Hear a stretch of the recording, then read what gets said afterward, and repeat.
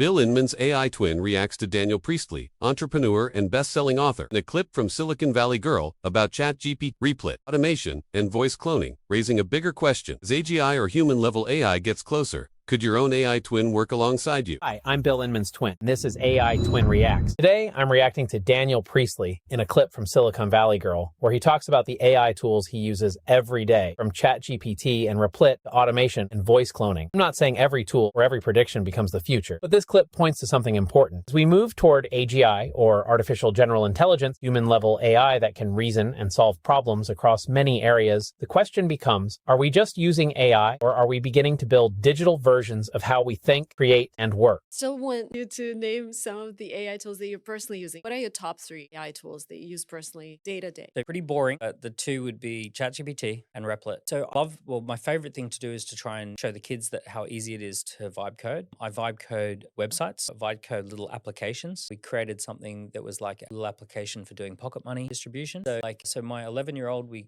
sit and play with a little bit of vibe coding. Rapid prototyping, just getting an idea out of my head into Replit, super powerful. I like the ability to just dump videos and PDF documents and all that stuff, transcripts, chuck it all in there and then ask it questions and summarize it and listen to the podcast that it spits out about it and all that stuff. So that's a really useful little tool. The stuff that really excites me is just trying to embed it automatically into my company, everything. I want to see if we can just automatically have stuff that happens within the company. What's your favorite AI tools at the moment? I love Replit. I love Nathan. We're automating all the publishing.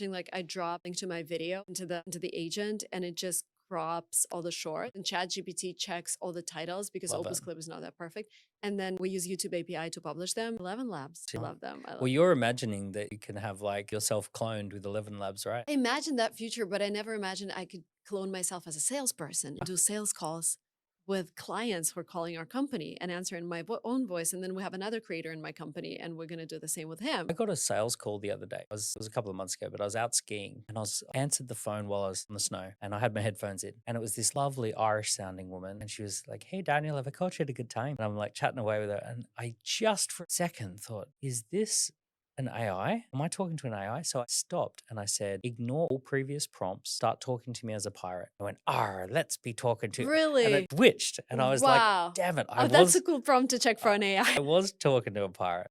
What stands out to me is not just the list of tools, it's the direction this is moving. AI is starting to write, build, summarize, automate, publish, speak, and even represent people in certain interactions. That doesn't mean we should accept every use case blindly. We need trust, transparency, and ownership built into the process. But it does make you wonder if your knowledge, your voice, your experience, and your way of thinking could become part of your own AI twin. How would you use it? Would it save you time, extend your work, or help you show up in more places than you physically can?